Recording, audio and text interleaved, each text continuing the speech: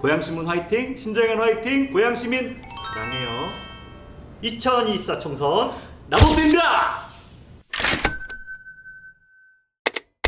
2024 총선 나도 뛴다. 오늘은 밖으로 나와봤습니다. 여기가 어디냐 하면요, 주염역 지하에 있는 주역 커뮤니티 센터. 자, 이분 누군지 여러분 아시나요? 이분 10대 경기도의원 지내셨던 신정현 전 도의원님, 내년 총선에서 고양시 정에서 더불어민주당으로 도전을 하고 계십니다. 인사 부탁드리겠습니다. 일산 신도시 키즈라고 스스로 좀 정의하고 있는데, 신도시에서 쭉 자라고 성장한 신도시 청년입니다. 신정현입니다. 안녕하세요.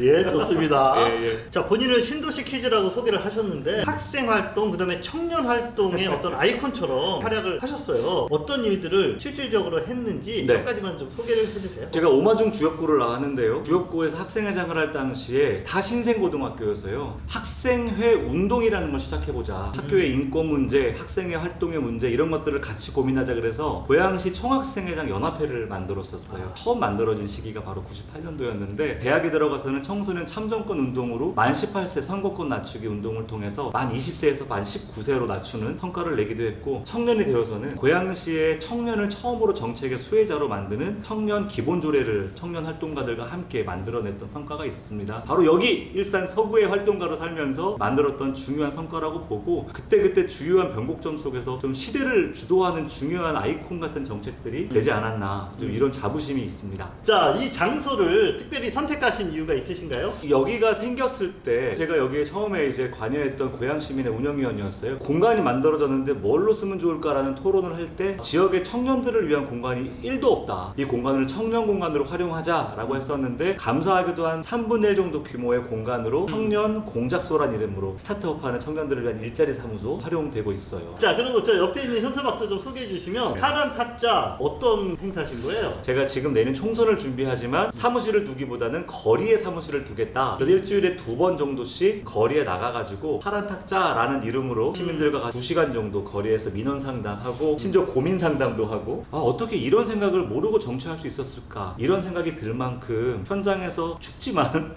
그리고 좀 목소리를 고래고래 지르면서 주민 여러분 목소리 듣겠습니다, 경청하겠습니다, 와주세요, 이거 하면 목 다 쉬거든요. 그럼에도 불구하고 얻은 성과가 훨씬 많다. 정치인은 결국 현장에 있어야 된다. 이런 좀 교훈도 얻었습니다. 무리해서라도 밖에서 하려고 그랬는데 우리 기자님 건강을 좋아요. 제가 생각해서 네. 도의원을 지난 10대 때 하셨어요. 어떤 활동을 하셨었는지 짧게. 제가 활동가로서, 지역사회 시민운동가로서의 시간이 거의 도의원 되기 직전까지 20년이었어요. 98년도에 학생회 운동으로 시작해서 2000년 넘어가면서부터는 청소년 정치참여운동, 청년 공동체운동, 마을조직운동, 이 활동을 쭉 하다 보니까 머릿속에 상상했던 모든 것들을 다 조례로 담고 정책으로 담고 예산으로 세우고 싶은 거예요. 그래서 4년을 진짜 단 1분 1초도 허투루 쓴 적이 없을 만큼 29개의 조례를 제가 발의했고요. 그 중에 제정한 조례, 전 세계에서 없었던 조례, 이런 조례를 절반 이상 만들었던 성과가 있습니다. 내년 총선 어떤 각오로 임하겠다, 그런 이야기를 좀 해주세요. 정치의 정상화라고 저는 말씀드리고 싶어요. 뜬금없는 이념 논쟁으로 국민들의 목소리를 대변하기보다는 과거의 것들로 싸움을 하는 정치권들, 오늘 당장 급여를 받지 못하고 일거리가 없어서 빈손으로 집에 들어가는 보통의 서민의 삶이 보이지 않는다는 거죠. 그러려면 정치는 다시 현장으로, 민생으로, 보통 사람들의 삶으로 파고 들어가야 되는데, 그 정치가 정상화되는 과정이 내년 총선이 되어야 한다. 정치의 비정상화를 방치해왔던 기성 정치권을 향해서 호되게 질책을 해주셔야 되고, 이러한 정치를 뒤바꿀 수 있는 새로운 세력 혹은 새로운 세대들에게는 힘을 실어주시는 그런 총선이 될 수 있게끔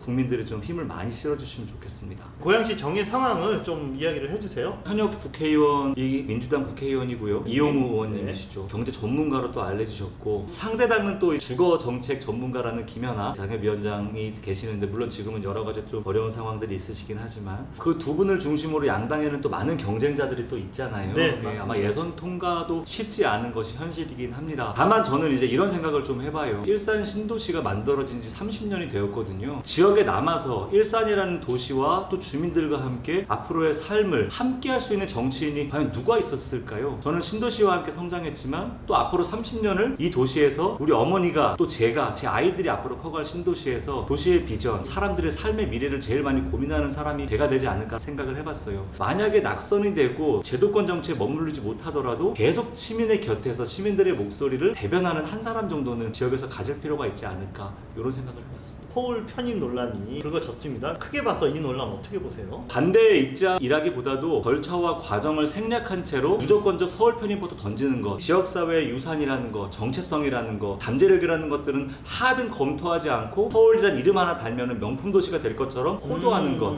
이것에 대해 제가 비판을 하는 것이고요. 저의 의견 또한 주민들의 의견과 다를 수 있지만 다 공통되게 생각하는 것, 왜 내 생각은 물어보지 않지? 라는 시민들의 목소리를 대변하는 정치인이 되고 싶어요. 공약을 좀 준비를 잘 하고 계실 텐데 내가 관심 갖는 건 뭐다 좀 이야기를 해주세요. 저는 일산 왓수다라고 하는 모임을 분야별로 계속 하고 있는데 이런 걸 통해서 경력 단절 여성들, 고양시에 계시는 사회복지사, 청년 혹은 한부모 가정 이런 다양한 분들을 좀 만나고 있어요. 그런 분들의 맞춤형 공약들은 따로 준비하고 있는데 가장 서구에서 그래도 핫한 이슈라고 하면 재건축 문제라고 생각이 듭니다. 그런데 정치인들이 너무 무책임하게 재건축만 하면 집값 오르고 도시가 새로운 도시가 될 것 같다라는 허언을 하면 안 된다고 생각해요. 다 부셔버리고 높은 거 지어버리면 도시가 활기가 생기는 게 아니라고 저는 생각합니다. 재건축 500%란 이름으로 현혹하면 안 된다고 생각해요. 제가 드리고 싶은 제안은 용적률 거래제라는 겁니다.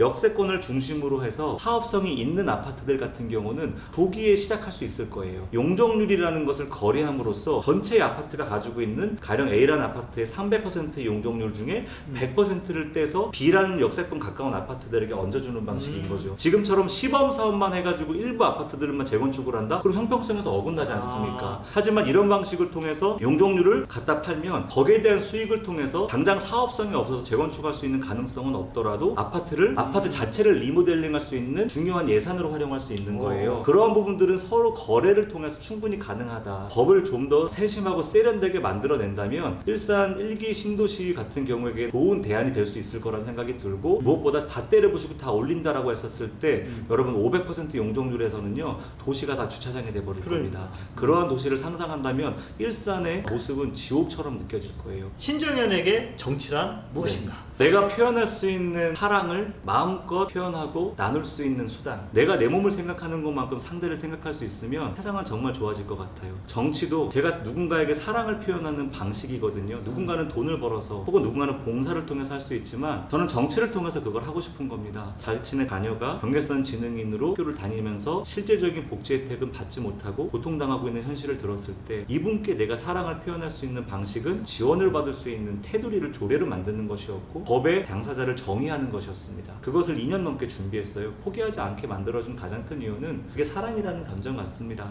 세상을 향한, 이웃을 향한, 사람을 향한 저의 정치는 그래서 내가 표현할 수 있는 최대치의 사랑이다.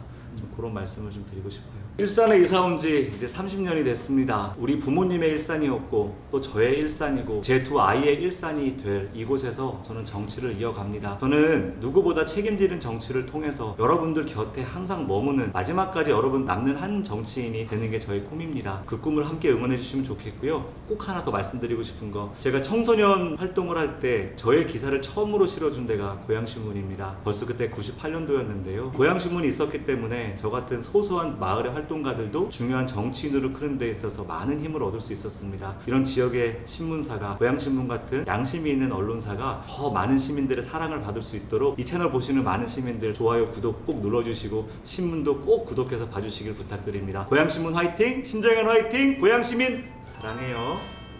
네, 지금까지 내년 총선에서 일산 서구 고양시 정에 도전을 준비하고 계신 신정현 전 도의원님 만나봤습니다. 평소와는 다르게 좀 이런 색다른 장소에서 또 색다른 컨셉으로 이야기를 해보니까 저도 상당히 흥미로웠고요. 다행이네요. 확실히 본인의 캐릭터와 컨셉이 분명한 분이다. 이런 생각을 다시 한번 해보게 됩니다. 2024 총선 나봅니다!